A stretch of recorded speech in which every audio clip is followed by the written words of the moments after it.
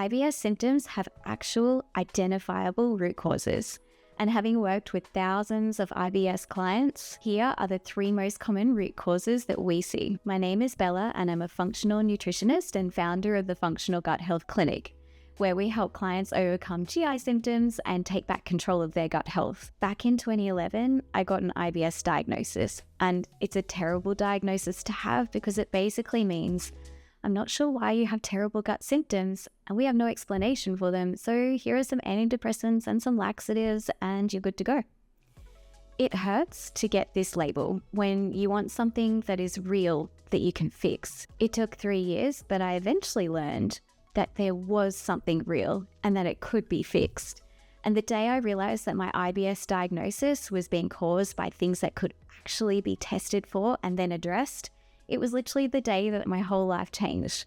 I was on the downward health spiral and it was getting pretty deep before this really basic concept of symptoms having root causes changed everything. And now that my team and I have helped thousands of IBS clients identify and address their root causes, it all seems so obvious. But I know that IBS as a diagnosis is still accepted in many parts of the world.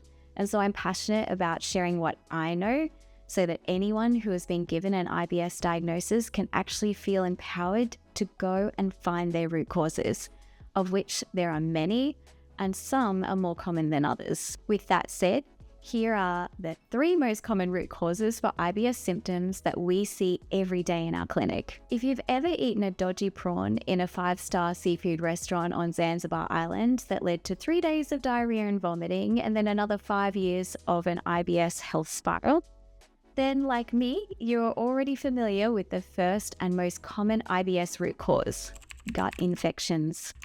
These infections can be caused by a variety of pathogens like bacteria, viruses, parasites, and yeast. And while some come and go, others set up camp in your GI tract and can wreak havoc for years and even decades in some people. Gut infections come from several sources like contaminated food or water, poor hygiene, travel to regions with different microbial environments, or even the overuse of antibiotics, which can inadvertently wipe out beneficial bacteria in the gut and create a void for pathogens to fill. The symptoms we get with gut infections vary a lot and tend to change over time. The most obvious short-term symptoms are diarrhea, vomiting, and abdominal pain. And as uncomfortable as these are, they're designed to get rid of pathogens as quickly as the body can. And if your body is successful, a few days holed up in the bathroom of a 2-star hotel in Zanzibar should be the worst of it. But if you're like me, that won't be the worst of it. The problem is that sometimes our bodies can't get rid of these gut infections.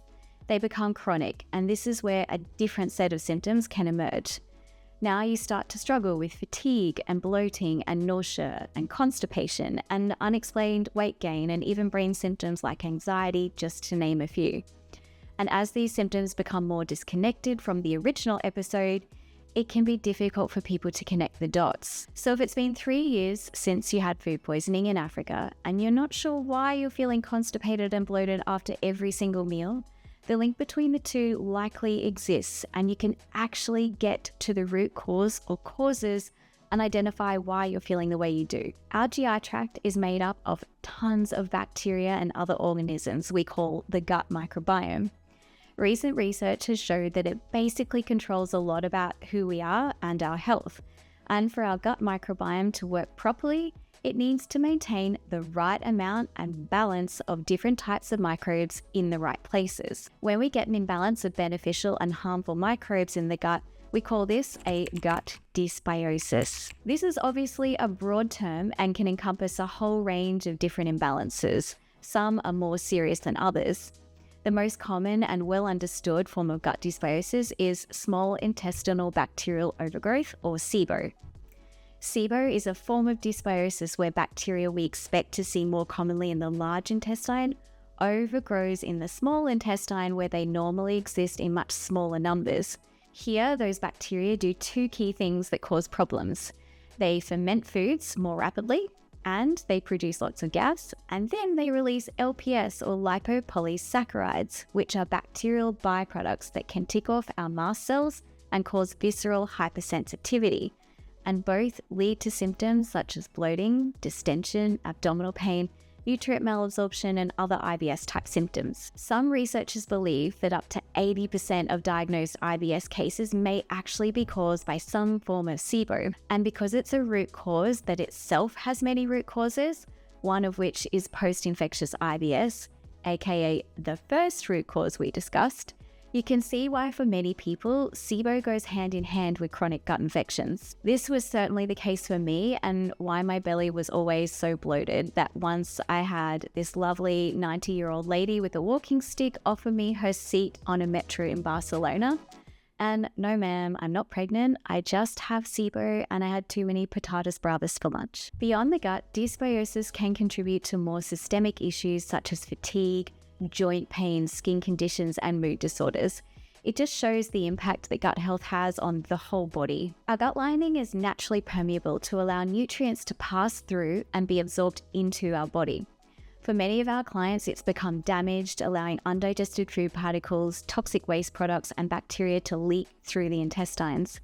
These foods flood the bloodstream and can trigger inflammation and changes to the gut flora that can lead to IBS symptoms and other conditions. This is a condition known as increased intestinal permeability, or leaky gut for short. The gut barrier is one of the body's most complex defense mechanisms, acting as a gatekeeper that decides what gets absorbed into the bloodstream and what gets excreted.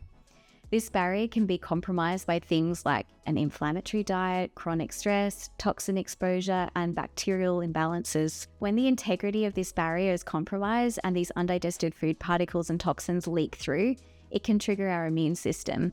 It's doing what it should. But the problem is that if our gut is constantly leaky, it means that our immune system is also constantly fighting. This is why we see leaky gut most commonly manifest in autoimmune conditions, chronic inflammation, skin conditions, mood disorders, and alongside food sensitivities. From an IBS perspective, it is the food sensitivities that are often the most noticeable for people. Basically, if you have a leaky gut and undigested food particles of a certain food like tomatoes, for example, leak through into your bloodstream, the immune system will then attack those tomato particles. And your immune system has a pretty good memory, so whenever you eat tomatoes after that, boom, your immune system is on the attack again. This constant inflammatory response is why eating certain foods can trigger symptoms in people despite them not having a traditional allergy, and why it can come on all of a sudden when you've never struggled with that food before. It's also why these foods are the ones we most commonly eat every day. So if you're struggling with food sensitivities, think leaky gut. And the most common cause of leaky gut we see takes us all the way back to our first root cause of gut infections. So you can see how these three common root causes of IBS not only overlap in symptom profile, but also hang out together a lot of the time. They are by far the most common we see with our clients. We actually get suspicious if clients don't have at least two of the three. This is how common they are, right? In the next video, we'll look at the functional gut health lab tests that we use to identify these and other root causes for our clients with IBS symptoms.